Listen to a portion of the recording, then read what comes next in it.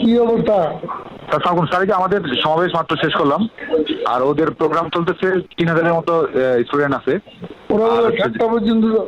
জুলাই আন্দোলনের শুরুর দিকে ইন্টারনেটের গতি কমিয়ে দিতে তৎকালীন আইসিটি প্রতিমন্ত্রী জুনায়েদ আহমেদ পলককে নির্দেশনা দেন আওয়ামী লীগের সাধারণ সম্পাদক ও মন্ত্রী ওবায়দুল কাদের।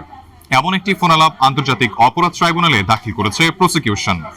ফোনালাপে শোনা যায়, জুনায়েদ আহমেদ পলককে ওবায়দুল কাদের বলছেন ইন্টারনেট বন্ধ করে দাও। জবাবে পলক জানান এজন্য প্রধানমন্ত্রীর অনুমতির প্রয়োজন হবে। তখন ওবায়দুল কাদের বলেন কথা বলা আছে। এরপরই সারা দেশে ইন্টারনেট সেবা বন্ধ করে দেওয়া হয়। মারো না কেন ওদের?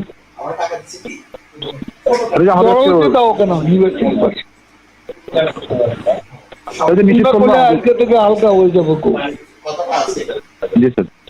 কই হালকা হল? জমায় আজকে ভালো বেশি ছিল স্যার। তোকে লাভ তাহলে কি বললে তোমরা বাস্তবে কি? এর আগে ছাত্রলীগ সভাপতি সাদ্দাম হোসেনের সঙ্গে শিক্ষার্থীদের উপর হামলার নির্দেশনা দেওয়ায় একটি কথোপকথনও ট্রাইব্যুনালে জমা দেওয়া হয়েছে।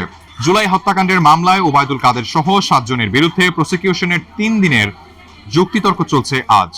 ট্রাইব্যুনালে দাখিল হওয়া এসব কথোপকথনকে ঘিরে মামলার শুনানিতে নতুন করে গুরুত্ব পাচ্ছে জুলাই আন্দোলনের সময়কার ঘটনা প্রবাহ।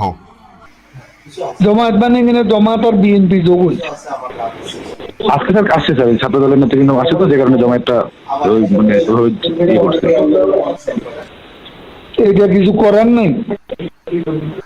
সাইফুল ইসলাম, ডেস্ক রিপোর্ট, দেশ বুলেটিন।